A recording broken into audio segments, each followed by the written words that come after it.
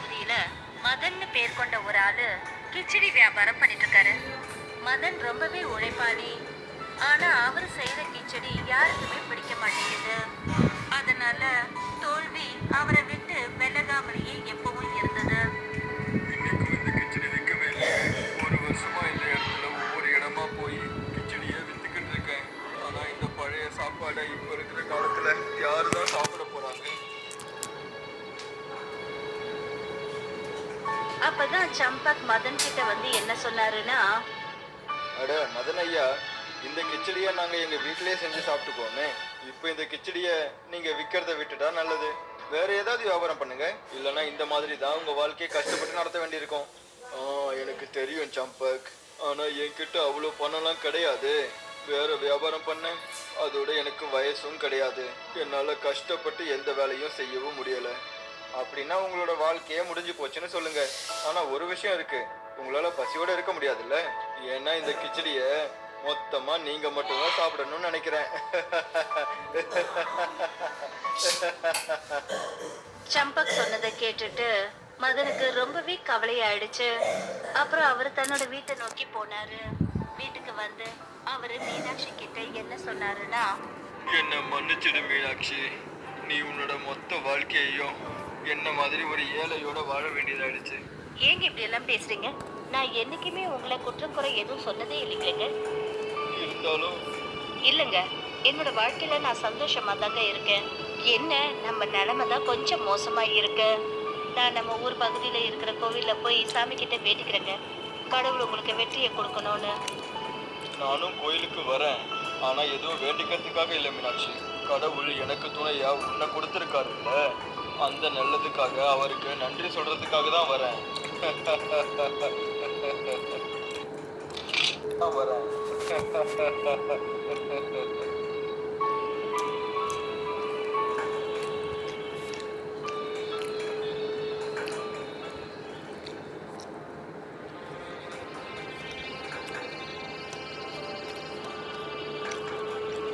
மறுநாள் மீனாட்சியும் மதனும் கோவிலுக்கு போய் அவங்க வேண்டுதலை வேண்டிக்கிட்டு அந்த ஊர் வழியா அவங்க வீட்டுக்கு போய்கிட்டு இருந்தாங்க.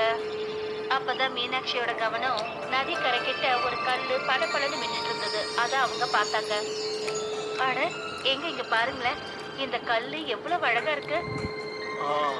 இது பார்க்கவே ரொம்பவே அற்புதமா இருக்கு. இத வீட்டுக்கு எடுத்துட்டு போய் அழகா அலங்காரம் பண்ணி வைக்கலாங்க. நீ சொல்ற மாதிரியே செய்யற மீனாட்சி.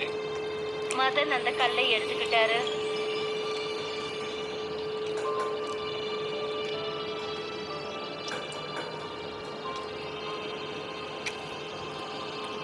அப்புறம் ரெண்டு பேரும் வீட்டுக்கு போய் கிச்சடி பண்றதுக்கான ஏற்பாடுகளை செஞ்சுட்டு இருந்தாங்க. சரி, இப்போ இது வேலை முடிஞ்சிருச்சுன்னா நீ இத பாத்திரத்துல எடுத்து வை மீனாட்சி. சரிங்க, இன்னைக்காவது இந்த கிச்சடி மொத்தமும் வித்து போச்சுன்னா ரொம்ப நல்லா இருக்குங்க. அப்படி வியாபாரம் ஆகலன்னா இந்த மாசம் மல்லிகை சாமான் வாங்கிறதுக்கு கூட காசு இல்லைங்க.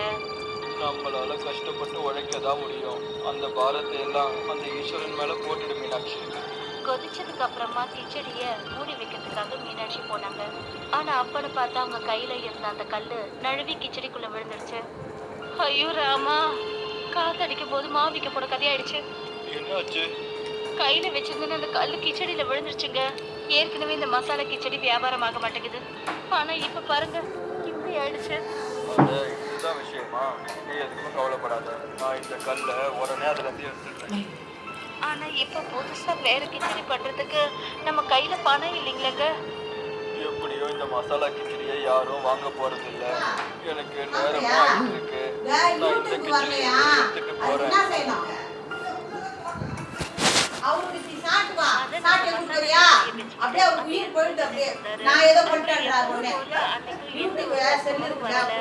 அப்பதான் ஒரு இளைஞர் வந்தாரு. நீங்க பாருங்க, நீங்க என்ன இது கிச்சடிப்பா, சாதாரண சாப்பாடு தான். உனக்கு வேணும்னா தரேன்ப்பா. ஐயா, எந்த சாப்பாடா இருந்தாலும் பசிக்குதானே? நீங்க சீக்கிரமா ஒரு பிளேட்ல எடுத்து வைங்க. சரிப்பா. அந்த இளைஞன் முதல் பிடியை எடுத்து வாயில வச்சதும் அவனுக்கு அந்த கிச்சடியோட சுவை அந்த அளவுக்கு பிடிச்சிருந்தது. அதனால அவன் கொஞ்ச நேரத்திலேயே அந்த மொத்த பிளேட்டையும் காலி பண்ணிட்டான். இப்படி எப்பவும் சாப்பிட்டதே இல்லை ஐயா. இது பன்னீர் அப்புறம் தால் மக்னி விட சூப்பரா இருக்கே. ரொம்ப நன்றிப்பா. ஆனா எனக்கு தெரியும் இந்த சாப்பாடு ஒன்றும் அவ்வளோ ஸ்பெஷல் கிடையாது. இல்லை ஐயா, நான் உண்மையாக தான் சொல்கிறேன். இவ்வளோ சுவையான சாப்பாடை நான் இது வரைக்கும் சாப்பிட்டதே கிடையாது. அந்த இளைஞன் சொன்னதை கேட்டுட்டு சம்பக் அப்புறம் பக்கத்துல இருந்தவங்க எல்லாரும் மதன் கிட்ட வந்து கூடி நின்னாங்க. அட என்ன விஷயம் ஐயா? அப்படி என்ன கிச்சடியை தான் நீங்க அவனுக்கு கொடுத்தீங்க? இந்த பையன் ரொம்பவே சந்தோஷமா இருக்கான். எங்களுக்கும் கொடுங்களேன், அது எப்படி இருக்குன்னு நானும் பார்க்கறேன். மதன் அந்த கிச்சடியை கொடுத்தாரு. கிச்சடியை சாப்பிட்டுட்டு எல்லாரும் சந்தோஷத்துல அதிர்ந்து போய் பார்த்தாங்க. அட வா ஐயா, என்ன விஷயம்? இந்த பையன் உண்மையா தான் சொல்லியிருக்கான். இந்த கிச்சடிக்கு முன்னாடி பெரிய பெரிய தாபால இருக்கிற சாப்பாடும் நிற்காது. உங்க எல்லாருக்கும் ரொம்ப ரொம்ப நன்றி. இனிமேல் நான் தினமும் இந்த மாதிரியே கிச்சடி பண்ணி கொண்டு வரேன். இன்னைக்கு மதன் ரொம்பவே சந்தோஷத்துல இருந்தாரு. இந்த சந்தோஷத்தை பார்த்துட்டு மீனாட்சி கேட்டாங்க, என்னங்க விஷயம்? இன்னைக்கு பார்க்கறதுக்கு ரொம்ப சந்தோஷமா இருக்கீங்க. எனக்கும் என்னன்னு சொல்லுங்க. நான் சொல்ற விஷயத்த நீ கண்டிப்பா நம்பவே மாட்ட மீனாட்சி. ஓ, போய் கிச்சடி பாத்திரத்தை பாரு, உனக்கே அப்ப நல்லா புரியும்.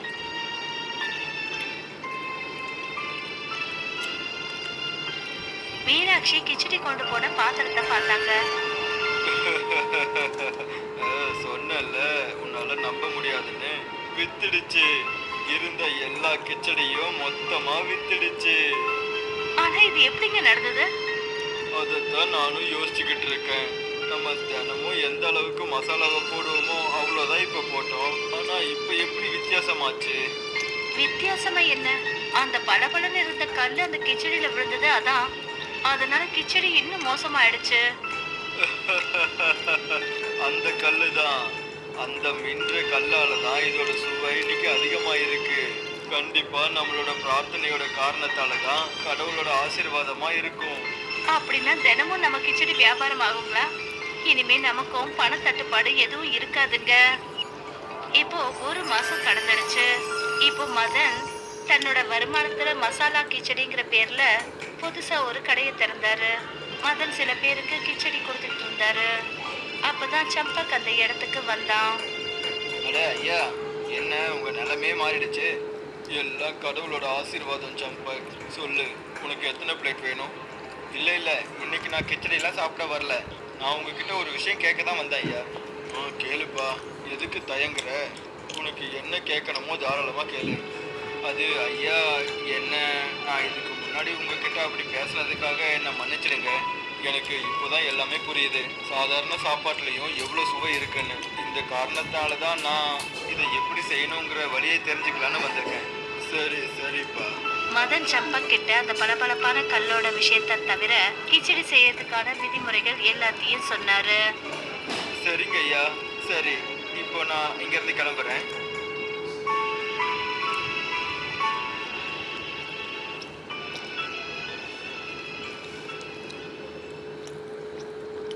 இந்த ஐயா சரியான முட்டாளா இருப்பாருன்னு நினைக்கிறேன். மொத்தமா கிச்சடி எப்படி பண்ணணும்னு சொல்லி கொடுத்துட்டாரு. இப்போ நானும் இதே மாதிரி கடையை தான் திறக்க போறேன்.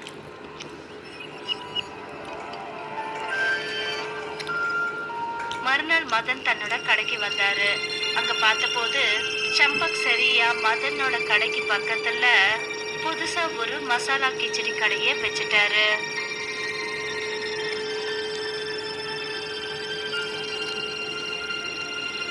வாவ் சம்பக், நீயும் கிச்சடி கடையை ஆரம்பிச்சிட்டியா?